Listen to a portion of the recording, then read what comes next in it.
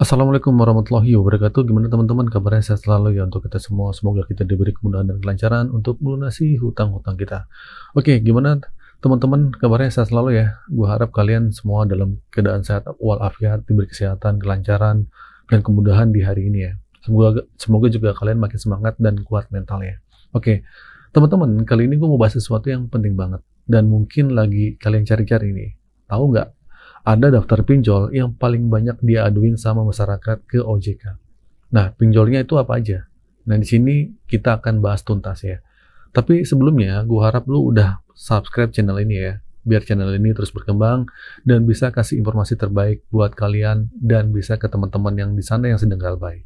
Oke, pertama gue bahas tentang masalah pemutihan utang ya. Itu hoax. Ya, sebelum kita lanjut, gue mau lurusin info penting yang lagi ramai.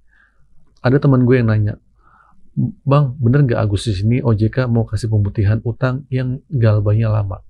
Soalnya banyak banget di TikTok yang katanya tuh seperti itu.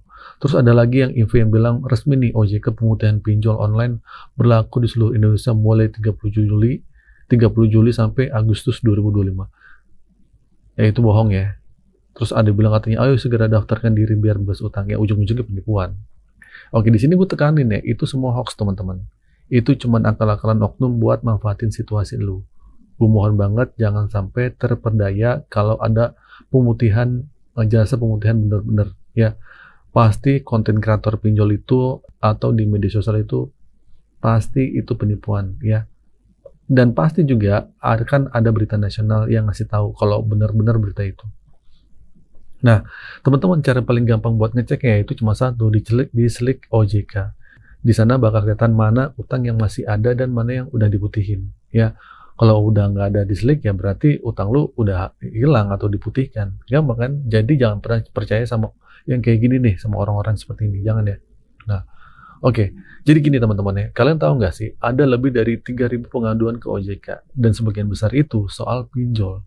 Banyak yang nanya, kenapa sih pengaduan ini nggak ada efeknya buat desa atau pinjol?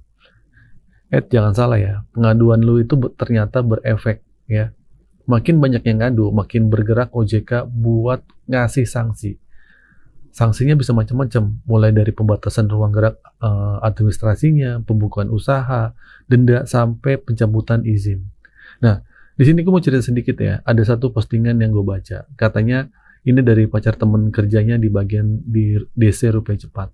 Nah, katanya DC yang nagih ke rumah atau FC itu beda sama DC yang ada di kantor. Jadi FC lapangan dan DC di kantor itu beda. Terus yang bikin gue kaget, ada cerita soal perusahaan Ada Kami yang dulu nasabahnya sampai bunuh diri. Nah, sekarang semua mantan karyawan desa Ada Kami itu di blacklist sama perusahaan pinjol legal. Ya.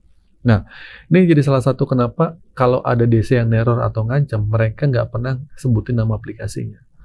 Karena kalau ketahuan, terus lu ngadu ke OJK dan nama karyawan itu terungkap, otomatis dia bakal dipecat dan di blacklist dari pinjol manapun.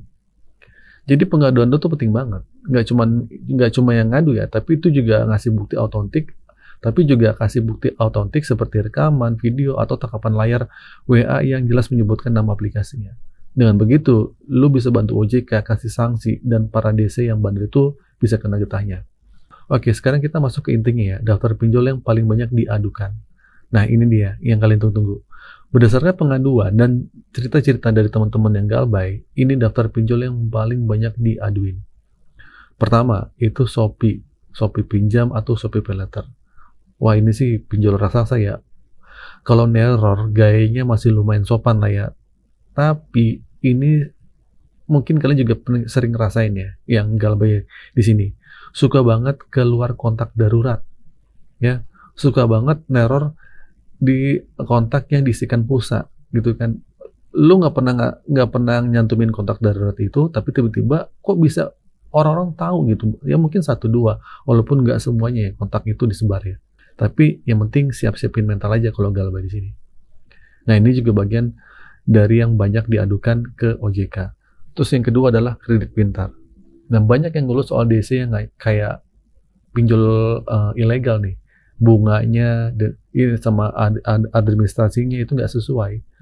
Kalau lo ngalamin, screenshot dan laporkan ke OJK. Ingat ya, itu kredit pintar ya. Kadang bunganya sama yang dendanya itu kadang nggak sesuai. Lu bingung cara ngitungnya seperti apa. Nah, selanjutnya yang ketiga, pinjol yang juga banyak diadukan itu kredivo. Ya, lu pernah lihat kan video atau postingan DC Kredivo yang viral, yang arogan gitu kan. Yang video sebelumnya gue posting tuh. Nah, banyak banget dari mereka yang konon katanya sudah dipecat. Nah, ini bukti nyata kalau pengaduan dan postingan viral lu itu ada efeknya. Ya, jadi ya silahkan lu ngadu ke OJK.